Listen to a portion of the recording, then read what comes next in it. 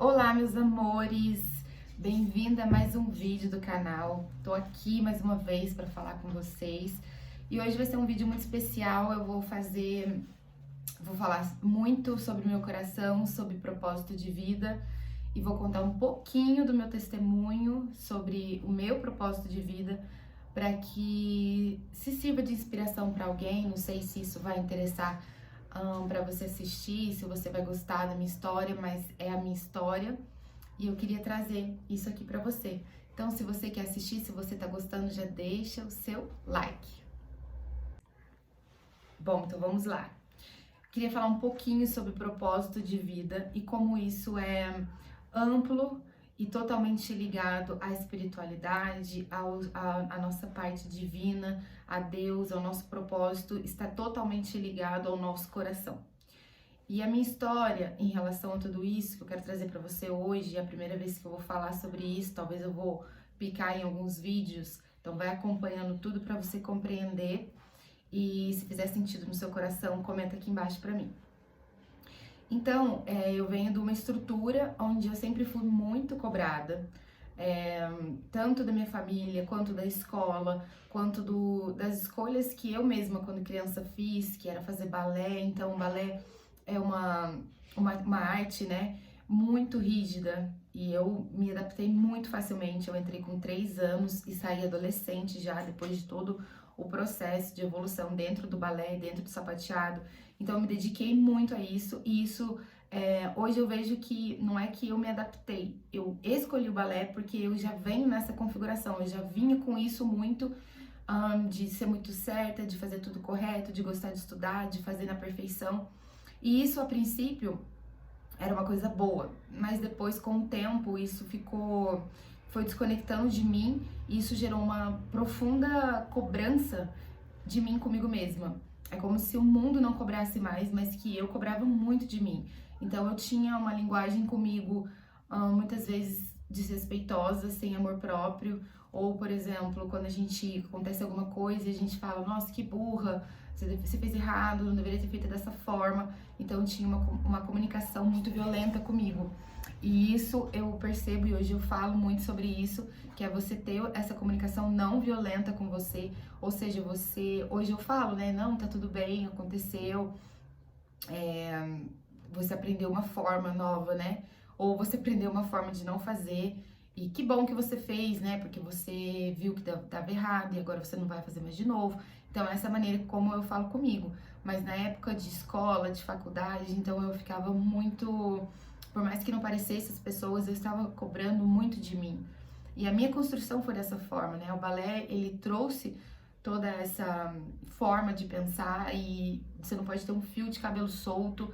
E eu tive todo esse processo até visual, onde eu tive muito essa questão de cobrança, e eu fui para um extremo muito errado, muito desconectado de mim.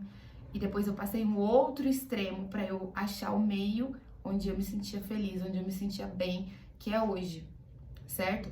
Então, a minha construção, até que eu compreendesse a maneira como eu agia, e muitas vezes eu achava que estava agindo com amor próprio, porque se eu quero o meu bem, eu quero sempre falar comigo da forma mais bruta, para que eu não erre mais. E na verdade eu estava perdendo a essência da vida, o essencial da vida. E com isso eu sempre consegui muito. Então como eu fazia essa dureza comigo, eu também tenho muitos resultados por ter essa forma. Mas essa forma tem que ser podada, no sentido de que você não pode viver em extremos. Nem tanto ficar se ridicularizando, nem quanto ficar se exaltando demais, numa questão de arrogância, de ego e tudo mais. Então, esses dois extremos não são sadios, né?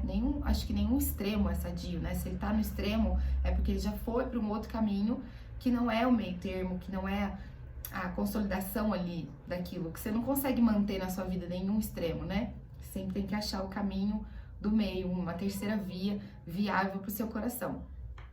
Então, ali eu compreendi várias coisas, eu me dediquei muito aos estudos, seguindo o protocolo do que o mundo queria de mim, né? Do que meus pais queriam de mim, do que a comunidade, né, que eu estava inserida, queria de mim. Então, estudei em escolas muito boas e aprendi muito, me dediquei, né? Eu sentia que eu queria fazer valer a pena tudo aquilo que eu estava recebendo, tudo aquilo. Então, o caminho que tinha, que sempre tem, que é o que é falado pra gente, né? Estudar, fazer uma faculdade e trabalhar naquilo a vida toda e aposentar e morrer. Mas, assim, sempre vinha dentro do meu coração uma coisa que perguntava, mas será que é só isso? Será que eu vou fazer isso? E aí, será que lá eu vou estar feliz? Porque eu não conseguia estar feliz aqui, agora. Eu sempre pensava que na hora que eu conseguisse alguma coisa eu ia estar feliz. E eu sempre conseguia, mas aí eu nunca chegava lá, eu pensava outra coisa que eu tinha que buscar para eu ser feliz. E aí esse dia nunca chegava. Isso sempre ficou na minha cabeça. Então eu tive estudei muitas coisas, até a parte de quântica, a parte dos meus estudos mesmo. Então eu queria passar numa faculdade federal e eu passei. Acho muito também por questões, mesmo sem conhecer do meu mental, eu querer muito e eu imaginar já como vai ser e eu ter certeza que ia ser. Por uma questão do mental, tá? Não era uma questão ainda de espiritualidade, de fé, de religião. Não era assim. Era porque eu tinha certeza que ia dar tudo certo e sempre dava. Então eu passei numa faculdade federal para enfermagem, comecei a cursar e aí veio aquele vazio, né? Porque parecia que o desafio era passar na faculdade e aí eu passei. Só que aí chegou lá, não era do jeito que eu imaginava, né? E eu não conseguia me ver fazendo aquilo. Então eu pedi para os meus pais para sair e voltei pro cursinho, comecei a estudar novamente e aí eu fui estudar para prestar outro vestibular. Eu queria passar na faculdade federal de novo, só que eu ainda não sabia o meu curso, mas eu sabia que eu ia passar no federal e sem muita expectativa para os outros, era sempre dura comigo. Então eu fiz o cursinho um ano de novo, e eu estudei, eu tinha essa confiança muito grande em mim, por tudo que eu já tinha passado, por tudo que tinha acontecido já na minha vida, mas era sempre uma coisa mental, racional, sabe? Eu vou estudar, eu vou fazer a minha parte. Claro, eu sempre acreditei em Deus, mas eu não falo tanto assim, porque como hoje é muito diferente, eu não tenho nem a coragem de falar que aquilo era fé ou que tinha confiança em Deus, então por isso eu não vou falar.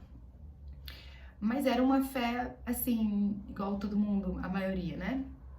Então eu estudava muito, então eu sabia que eu estudando, fazendo a minha parte, eu ia conquistar, né? Então eu estudei muito, estudei as matérias que eu não gostava, eu estudava só o que eu não gostava, eu estudava só o que eu detestava. Então eu passei um ano estudando muito física, muito mesmo, eu tipo, só estudei física. E aí na hora de prestar, né, o vestibular, o Enem, então eu coloquei para odontologia na Unifal, de novo, Federal de Alfenas, e passei. Então eu fui, continuava na área da saúde, né, porque eu sentia que eu tinha que ajudar as pessoas, mas eu não compreendia como. Pensava que medicina não, porque era muito, tinha que dedicar muito a minha vida ao trabalho, não queria uma coisa assim, queria uma coisa que eu tivesse mais liberdade. Então eu prestei vestibular e fui estudar para odonto. Realmente eu me apaixonei, vivia a odontologia, foi uma faculdade muito difícil, tive vários processos, estudei muito também fora da odontologia, estudei psicologia, estudei quântica, estudei lei da atração, fiz alguns cursos e fui aprimorando em várias áreas, né? Entrei para religião realmente, praticante, então participava de pastorais universitárias, né, católicas. Depois eu fui conhecer a igreja evangélica, gostei muito, e por algumas questões da evangélica não consegui continuar, né?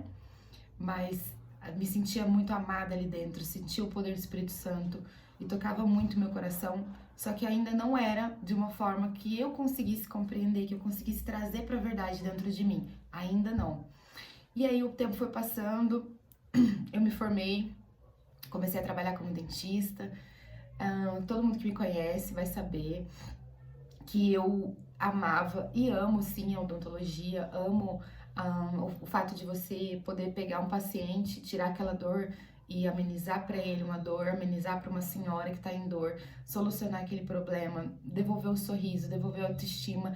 Então eu amava isso de devolver a autoestima e do paciente sorrir e falar, meu Deus, agora eu consigo, me sinto bem. Uma mulher falar, eu lembro exatamente de uma que ela falou, agora eu posso sorrir pro meu marido.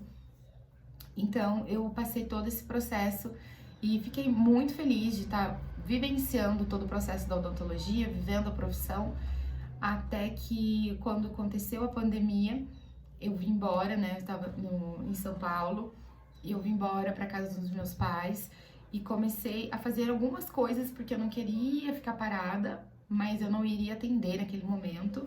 Tinha trabalhado, né, em São Paulo, na linha vermelha, tava a pandemia, tava aquela coisa toda. Enfim, então quando eu voltei, eu comecei a fazer caixas para as mulheres. Então eu colocava ali banhos, colocava um duende. Então eu fazia uma caixa de auto-amor, de autocuidado, totalmente direcionada para cada mulher. E aí eu fui vendendo essas caixas, fui gostando muito, mas assim, com aquele sentimento no meu coração de que na hora que eu fosse voltar a trabalhar, tudo ia voltar ao normal. E como eu tava aquela inconstância da pandemia, a gente não sabia, né? A sensação era que a gente não sabia se a gente ia estar vivo no dia seguinte, então eu queria fazer alguma coisa.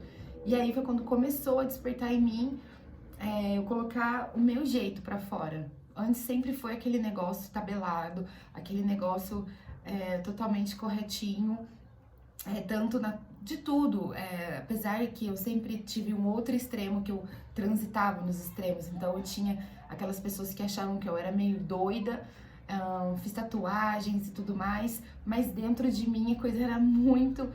Poucas pessoas conseguiam ver isso dentro de mim, que era muito xadrez, era muito preto no branco.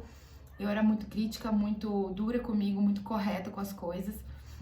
Enfim, então eu transitava nesses dois extremos e algumas pessoas viam um e algumas pessoas viam o outro e assim foi indo. Até que quando eu comecei a pandemia, comecei a trabalhar dessa forma, vendendo minhas caixas, muito feliz com... Eu escrevi uma carta para cada mulher sobre o que eu tava sentindo na hora, de uma mensagem para mandar para ela, então eu mandava, fiz um perfume, fazia tudo, fazia o incenso que eu mesma fiz, não tenho nenhum aqui para mostrar para vocês. Eu tenho um ali, depois eu mostro. Eu posso ensinar também o incenso. Então eu fazia incenso com ervas, para ela viver aquele momento de reconexão com ela, de limpeza, de processo de autocura, de autoconhecimento, de autoamor, enfim. E aí, nisso eu comecei a estudar outras coisas, porque a gente tava à toa, tava dentro de casa e começou aquele boom de cursos. Então fiz meu mapa astral, vivi várias coisas, comecei a estudar, voltei a estudar quântica, mas de uma forma com o professor mesmo, me explicando a quântica, os processos, as leis herméticas. Enfim, tudo fui fazendo coisas que antes não davam tempo, né? Então a pandemia, pra mim, ela começou a me dar um tempo para eu poder fazer coisas que eu sempre quis fazer, mas devido à faculdade, estudos e esse pensamento meu, eu não fazia. E aí que quando eu fui fazer um curso de sagrado feminino, tinha feito um curso, tinha viajado, tinha feito um curso de cura multidimensional. Então aprendi muito nesse curso, vivi um final de semana. E aí, na próxima semana seguinte, eu simplesmente dormi e acordei com todo o meu corpo, a cintura para baixo, formigando, como se eu tivesse dormido em cima da perna. E aí eu falei pra minha mãe, eu lembro de falar pra minha mãe que eu tava sentindo, minha perna tava dormindo, mas que não tava passando. E aí passou o dia e minha perna não, continuou formigando. E eu, sem entender nada, minha mãe me levou, né, minto, minha mãe me levou no hospital, né, pra fazer teste de Covid, porque parece que tinha algumas pessoas que estavam com paralisia, tendo paralisia devido ao Covid, e aí fui pro hospital e tudo mais, e voltei pra casa, e no outro dia eu acordei paraplégica. Eu acordei paraplégica, e na verdade não era paraplégica, era meio paraplégica e meio tetraplégica, tetraplégica, gente, desculpa meu R. Enfim, então eu acordei daqui da cintura pra baixo, eu não sentia nada, era como se não existisse. E nas minhas mãos eu não tinha força nos punhos, então eu não conseguia mexer, não conseguia pegar porém eu sentia, né? Então eu sentia o toque. Daqui pra baixo, não. Eu não, eu não conseguia, era como se desconectasse do meu corpo. E aí começou todo o meu processo. E foi muito incrível tudo isso, é até estranho falar, porque eu fui ao médico, né? E aí eu fui diagnosticada com esclerose múltipla. Sem ele ter feito nenhum exame, ele me diagnosticou. Deixa eu ver os minutos, 14. Qualquer coisa eu vou cortar esse vídeo em dois, tá? Ele me diagnosticou com esclerose múltipla, sem ter feito o exame exatamente. Mas ele já me adiantou que eu tinha. E eu, como eu tinha feito enfermagem, odonto e tudo mais, a gente estuda muito. Odonto não estuda só dente, estuda o ser humano inteiro. Então eu acabei ficando muito abalada nessa hora que ele falou, porque, não, o neurologista falando de cara qual é a doença, porque tava nítido e notório pra ele, né? Então eu, no outro dia, fui fazer o exame, né, as ressonâncias do cérebro e tudo mais, e foi quando eu me abri pra espiritualidade. Eu fui em casa de Umbanda, eu frequentei Reiki, comecei a conhecer dentro da casa da Umbanda, que eu nunca tinha ido e tinha bastante preconceito. Foi onde eu ia lá e na segunda-feira a gente rezava juntos, né? Todos, e eu fui me fortalecendo, né? E eu pensava muito, eu tinha muita confiança. Era uma coisa que hoje eu consigo começar a compreender o que que era aquilo, mas era uma confiança que eu tinha certeza que ia ficar tudo bem, mas eu não sabia como. E aí começou a brotar em mim o que eu. Começou a brotar em mim hoje o sentimento que é você ter a verdade, você ter Deus, você ter fé. E eu achava que eu tinha, mas eu não tinha. Então eu continuei o processo em médicos, fiz toda parte, e aí passei em alguns médicos, até que o último ele me pediu ressonância da coluna toda, porque ele viu meus exames do cérebro e ele falou: não tem nada no seu cérebro, então se não tem no cérebro só pode ser na coluna. E eu totalmente paralisada, né? Andava carregada. Isso durou, eu não sei quanto tempo,